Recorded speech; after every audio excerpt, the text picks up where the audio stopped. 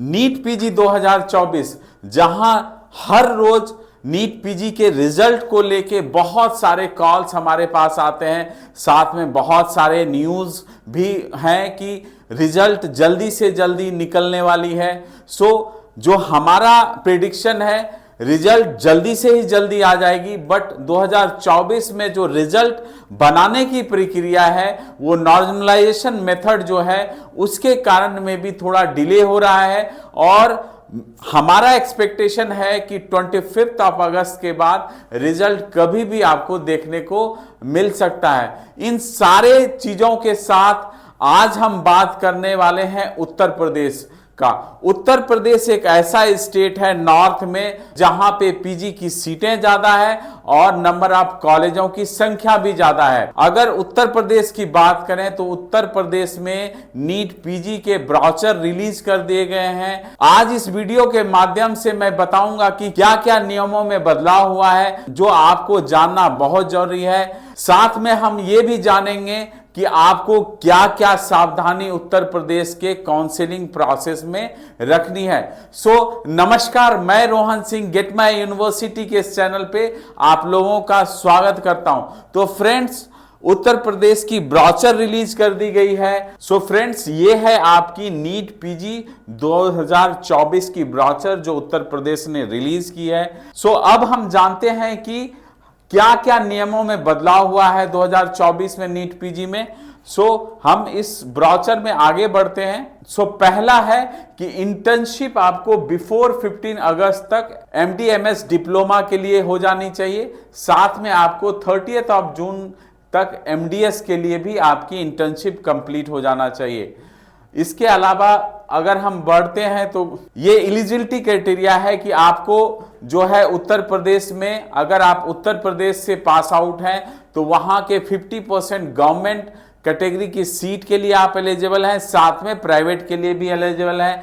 अगर प्राइवेट की बात करूं तो उत्तर प्रदेश से जो बाहर स्टेट के हैं वो प्राइवेट के लिए उत्तर प्रदेश में पीजी के लिए पार्टिसिपेट कर सकते हैं। साथ में अगर उत्तर प्रदेश में आप एमयू अलीगढ़, बीएचयू और आप एम्स रायबरेली और गोरखपुर से पास आउट हैं तो भी आप गवर्नमेंट सीट के लिए वहां पे आप पार्टिसिपेट नहीं कर सकते हैं 50% कोटा में। इसके साथ अगर आप आउटसाइड उत्तर प्रदेश हैं तो आप केवल प्राइवेट कॉलेजों के लिए आप पीजी में पार्टिसिपेट कर सकते हैं। तो ये सारी एलिजिबिलिटी क्राइटेरिया है जो कि नीट पीजी यूपी में चाहिए पार्टिसिपेशन के लिए। इसके साथ जिन्होंने अब्रॉड बाहर से भी किया है, इंडिया से बाहर के लिए, उसके लिए एलिजिबिलिटी है कि आपको एफएमजी पास होना चाहिए। साथ में आपको जो है एनएमसी में रजिस्ट्रेशन कंपलसरी होना चाहिए। ये सब प्रक्रिया है, मैं लिंक में डाल दूंगा ब्राउचर, तो आप वहां से भी देख सकते हैं। जो भी इंडिया से बाहर जिन्होंने मेडिकल प्रोग्राम किया है वो एक बात है। तो फ्रेंड्स, ये है आपका reservation category SC, ST, OBC और ईडब्ल्यूएस और पीडब्ल्यूडी की, जो आप देख रहे हैं 21%, 2%, 27%, 10% और पीडब्ल्यूडी की 5%। तो ये है, मैं इसमें इंपॉर्टेंट फैक्टर आपको बता दूंगा जो कि आपको सावधानी रखनी है, जो आपके लिए जानना जरूरी है। आगे बढ़ते हैं। जो आपके लिए इंपॉर्टेंट है, रजिस्ट्रेशन आपको यहां से करना है upneet.gov.in, upneet.in से आपको रजिस्ट्रेशन करना है। ये रजिस्ट्रेशन प्रोसेस है जाके आप कर सकते हैं वहां पे। और रजिस्ट्रेशन आपको राउंड 1, राउंड 2, राउंड 3 में अप्लीकेबल है। जब आप उत्तर प्रदेश में रजिस्ट्रेशन करते हैं तो राउंड 1, राउंड 2, राउंड 3 के लिए अप्लीकेबल है। स्टे वैकेंसी के लिए आपको फ्रेश रजिस्ट्रेशन उत्तर प्रदेश में किया जाता है। साथ में अगर मैं बताऊं तो वहां के लिए आपको 2000 रुपीज का जो है रजिस्ट्रेशन चार्ज आपको लगता है, जो आपको रजिस्ट्रेशन फीस के नाम पे है और वो नॉन रिफंडेबल है रजिस्ट्रेशन फीस। इसके बाद आगे बढ़ते हैं सिक्योरिटी फीस पे। तो आपको वहां पे, अगर आप वहां पे गवर्नमेंट कोटा के लिए जा रहे हैं तो आपको 30,000 आपको सिक्योरिटी फीस जमा करना पड़ेगा। और आप अगर प्राइवेट के लिए जा रहे हैं तो आपको 2 लाख रुपया सिक्योरिटी जमा करना पड़ेगा। साथ में अगर गवर्नमेंट प्राइवेट के लिए भी आप जाते हैं तो भी आपको 2 लाख रुपया जमा करना पड़ेगा। इसके साथ आप अगर गवर्नमेंट एंड प्राइवेट डेंटल के लिए जाते हैं तो आपको 1 लाख रुपया सिक्योरिटी जमा करना पड़ेगा। ये सिक्योरिटी रिफंडेबल है, अगर आप सही से काउंसलिंग करते हैं तो ये आपका रिफंडेबल है। सो फ्रेंड्स आगे बढ़ते हैं। So friends, merit list for DNB and MDS candidates prepared of basis और देयर नीट रैंक, ये है आपका online choice filling. Online choice filling भी आपको upneet.gov.in पे करना है। इसके बाद आगे बढ़ते हैं choice locking. Yes, choice locking is compulsory, if not lock then online allotment will not occur. अगर आप चॉइस फिलिंग करते हैं तो आपको चॉइस लॉक करना नहीं भूलना है, वो जरूरी है आपको अलॉटमेंट के लिए। अगर आप एक बार लॉक कर देते हैं तो आप फिर कुछ भी मॉडिफाई नहीं कर पाएंगे। सो चॉइस फिलिंग के बाद आपका अलॉटमेंट आएगा जो कि upneet.gov.in पे आएगा। आपको रिपोर्टिंग से पहले आपको अलॉटमेंट लेटर डाउनलोड करना है और आपको फिर मेडिकल कॉलेज और जो आपको नोडल सेंटर आप चूज करेंगे उस पे आपको रिपोर्टिंग कंप्लीट करना है। जो मेजर चेंजेस है 2024 में उत्तर प्रदेश में वो ये है कि यहां पे आपको फर्स्ट राउंड में फ्री एग्जिट दिया गया है। In the first round of counselling if candidate does not take the admission to the allotted seat, candidate will be allowed for free exit. तो आप फ्री एग्जिट के लिए अलाउड हैं first round में जो है उत्तर प्रदेश में 2024 में। तो ये एक मेजर चेंजेस है जो आपके लिए है और ये बहुत जरूरी भी था। इन्होंने एमसीसी के रूल को 2024 में फॉलो किया है। पहले फर्स्ट राउंड भी फ्री एग्जिट नहीं था। अगर फर्स्ट राउंड में भी अगर आपको कॉलेज अलॉट हो जाता और आप नहीं लेते तो 2023 में आपको आपका सिक्योरिटी मनी फॉरफिटेड हो जाता। तो ये एक मेजर चेंज है फ्रेंड्स जो कि आपको फर्स्ट राउंड फ्री एग्जिट दिया गया है। सो अब आगे बढ़ते हैं। यहां पे क्या है, आप फर्स्ट राउंड से सेकेंड राउंड, अगर आपको कोई कॉलेज फर्स्ट राउंड में अलॉट होता है और आप वहां एडमिशन लेते हैं तो आप जो है इसको सेकेंड राउंड में रिशफल भी करते हैं और सेकेंड राउंड में कोई अलॉटमेंट है तो आप थर्ड राउंड भी आप रिशफल कर सकते हैं, अपग्रेड कर सकते हैं। सो फ्रेंड्स, और जो चेंजेस है नियम में वो मैं बता देता हूं कि आपको अगर उत्तर प्रदेश में कोई सीट फर्स्ट राउंड में अलॉट हो गई है तो आप सेकेंड राउंड में रिशफल कर सकते हैं। अगर कोई सेकेंड राउंड में आपको सीट अलॉट होती है तो आप थर्ड राउंड में रिशफल कर सकते हैं, बट आप सेम चॉइस पे नहीं जा सकते। जो कॉलेज आपको फर्स्ट राउंड में मिला है वो आप सेकेंड राउंड के चॉइस में नहीं फिल कर सकते हैं। जो कॉलेज आपको सेकेंड राउंड में मिला है वो आपको थर्ड राउंड के चॉइस में नहीं फिल कर सकते हैं। साथ में अगर फर्स्ट राउंड से आप अपग्रेड करते हैं या रिशफल करते हैं तो आपको सेकेंड राउंड में कंपलसरी है लेना, और सेकेंड राउंड से आप रिशफल करते हैं या अपग्रेड करते हैं तो थर्ड राउंड में कंपलसरी है लेना। लास्ट ईयर आप फर्स्ट राउंड से सेकेंड राउंड अपग्रेड कर सकते थे। तो ये आपको जो है रूल में चेंजेज हुआ है नीट पीजी 2024 में। सो फ्रेंड्स आगे बढ़ते हैं। ये आपका जो है कन्वर्जन एल्गोरिथम है। अगर आप स्टे वैकेंसी राउंड की बात करें तो वहां पे आपको जो भी कॉलेज मिलता है वो लेना कंपलसरी है। साथ में आपको स्टे राउंड में आपको फ्रेश रजिस्ट्रेशन करना कंपलसरी है, जिसका चार्ज 2000 रुपीज आपको लगेगा।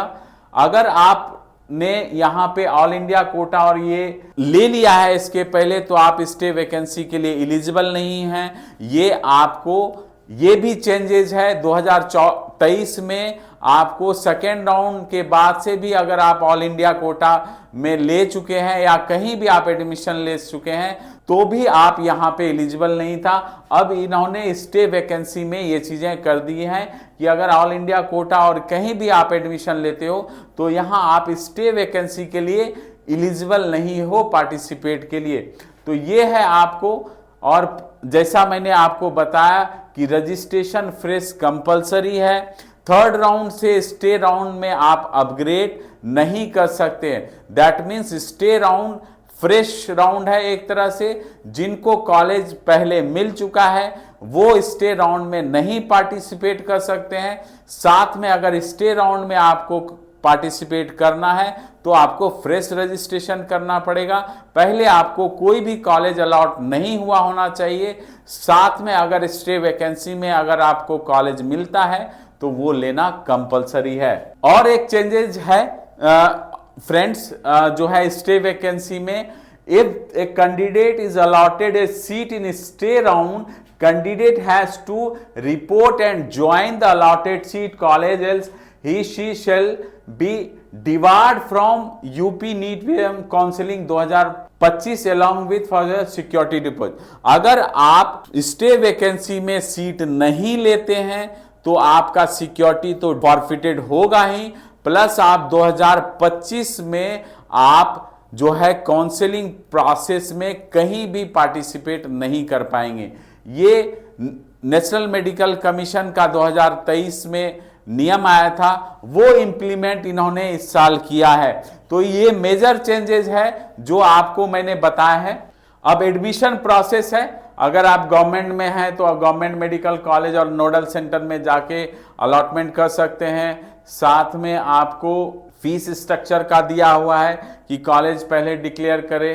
अगर आप नहीं करते हैं तो आपको जो है अलॉटमेंट नहीं होगा। Candidate who fail to produce record document, मतलब ओरिजिनल डॉक्यूमेंट कंपलसरी है रिपोर्टिंग में जो आपको लेके जाना है। तो ये सारी रिपोर्टिंग प्रोसेस है, ये उसका डॉक्यूमेंटेशन है जो आपको रिपोर्ट के लिए लेके जाना है। आपको copy of allotment letter, admit card NEET PG का, score card, rank card, high school marksheet, certificate, marksheet of the professional examination MBBS और जो है बीडीएस, और ये सारा पासिंग सर्टिफिकेट और इंटर्नशिप कंप्लीशन सर्टिफिकेट, ये सारा permanent registration certificate state medical counselling और एमसीआई डीसीआई से। और अगर आप रिजर्वेशन में कैटेगरी में फॉल करते हैं तो उसका आपको सर्टिफिकेट चाहिए। अब एक और नियम बता देता हूं जो आपको रिपोर्टिंग के लिए और आपका अमाउंट फॉरफिटेड के लिए है।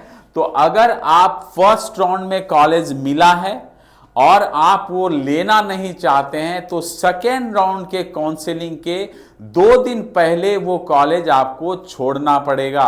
अगर आप वो कॉलेज छोड़ते हैं तो ये कंपल्सरी, अगर 2 दिन बाद आप छोड़ते हैं तो आपका अमाउंट फॉरफिटेड हो जाएगा, सिक्योरिटी मनी। तो ये क्लियरली है कि फर्स्ट राउंड में अगर जो कॉलेज आपको मिलता है, अगर वो आप कॉलेज छोड़ना चाहते हैं तो आपको वो कॉलेज आपको सेकेंड राउंड के काउंसलिंग से पहले, चॉइस फिलिंग से पहले वो कॉलेज आपको छोड़ना पड़ेगा। अगर सेकेंड राउंड में आपको कोई कॉलेज मिलता है और आप उसको छोड़ना चाहते हैं तो आपको थर्ड राउंड के काउंसलिंग के पहले 2 दिन पहले आपको वो छोड़ना पड़ेगा। और अगर आप छोड़ते हैं तो वहां पे आपको सिक्योरिटी मनी फॉरफिटेड होगा। ये भी एक नया नियम है जो 2024 के नीट पीजी काउंसलिंग में है। पहले आप फर्स्ट राउंड में भी अगर छोड़ते तो भी आपका सिक्योरिटी अमाउंट फॉरफिटेड हो जाता। अगर सेकेंड राउंड में छोड़ते तो सिक्योरिटी मनी के साथ 50% आपको फीस भी डिडक्शन था। बट 2024 में अगर फर्स्ट राउंड में आप टाइमली छोड़ देते हैं, मतलब 2 दिन पहले, तो आपका कोई भी अमाउंट फॉरफिटेड नहीं होगा।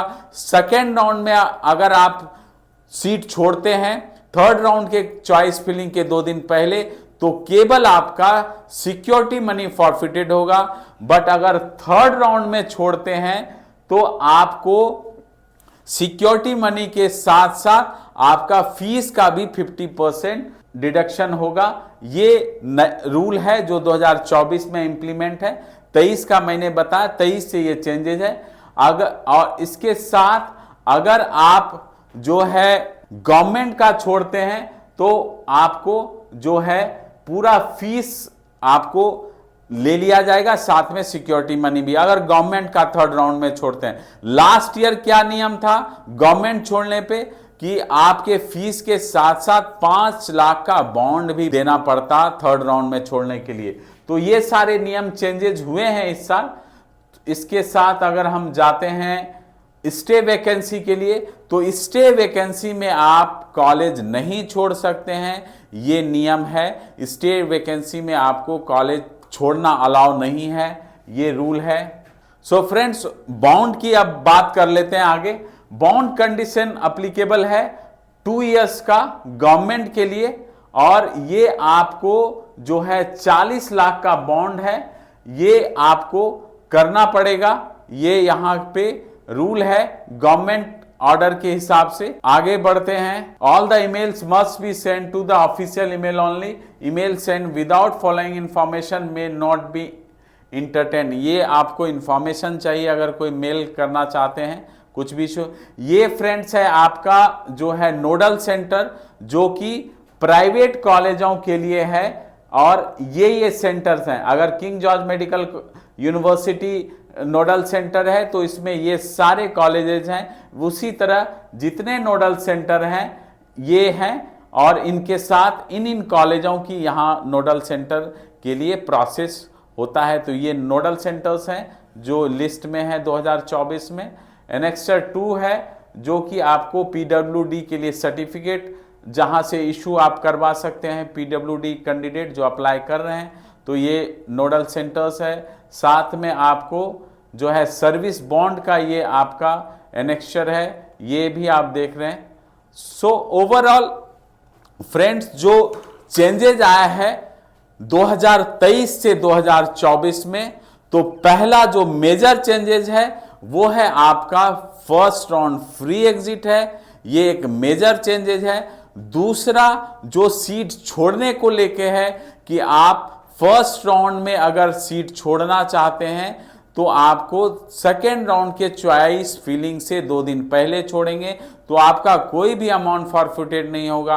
अगर सेकेंड राउंड में कॉलेज कोई छोड़ना चाहते हैं तो थर्ड राउंड के चॉइस फिलिंग के 2 दिन पहले आप छोड़ सकते हैं, उसमें केवल आपकी सिक्योरिटी मनी होगी। और थर्ड राउंड में अगर आप छोड़ते हैं तो आपको चॉइस फिलिंग के 2 दिन पहले छोड़ना पड़ेगा, उसमें आपका सिक्योरिटी मनी के साथ साथ आपका 50% फीस भी डिडक्शन होगा। तो मैंने ओवरऑल आपको जो है सारे नियम बताएं जो आपको ध्यान रखने बहुत जरूरी हैं, और कहीं ना कहीं 2024 में नियम में जो चेंजेज आए हैं वो बहुत रिलैक्स करेंगे, और साथ में आपको कहीं ना कहीं कट ऑफ में भी वेरिएशन आपको देखने को मिलेगा 2024 में, जो नए रूल्स आए हैं उत्तर प्रदेश में। और जो भी अप्लाई करना चाहते हैं उत्तर प्रदेश में, उनके लिए ज्यादा फ्लेक्सिबल है 2024 के नियम। सो जो भी कैंडिडेट 2024 में उत्तर प्रदेश के लिए जाना चाहते हैं वो अपना डॉक्यूमेंटेशन और सारा चीज तैयार रखें। इमीडिएटली अब रिजल्ट आ जाएगी, और अगर आप कोई भी तरह का सर्विस या कोई भी तरह का हेल्प चाहते हैं तो टीम गेट माई यूनिवर्सिटी से कनेक्टेड रहें। यहां पे आपको पूरी एनालिसिस के साथ कट ऑफ और ब्रांच वाइज आपको बताया जाएगा कि आपके रैंक स्कोर पे क्या बेहतर ऑप्शन है जो आपको मिल सकता है, और आपको कॉलेज से रिलेटेड कि आपको क्या कॉलेज चॉइस करना चाहिए ये भी हम सजेस्ट करते हैं, क्योंकि बिंग गेट माई यूनिवर्सिटी हम लोग फिजिकली कॉलेज रिव्यू करते हैं, जो कि बहुत इंपॉर्टेंट है खास करके नीट पीजी एस्पिरेंट्स के लिए, कि वहां आपको जानना बहुत जरूरी है कि ब्रांच वाइज क्या पेशेंट फ्लो है और क्या कॉलेज का एकेडमिक है, और ये आप फिजिकली रिव्यू के बाद ही जान सकते हैं। सो अब मैं विदा लेता हूं। नेक्स्ट वीडियो में और भी एनालिसिस और भी इंफॉर्मेटिव वीडियो के साथ आप लोगों से कनेक्ट करूंगा। अब मुझे विदा दीजिए, तब तक आप अपना ख्याल रखिए। नमस्कार।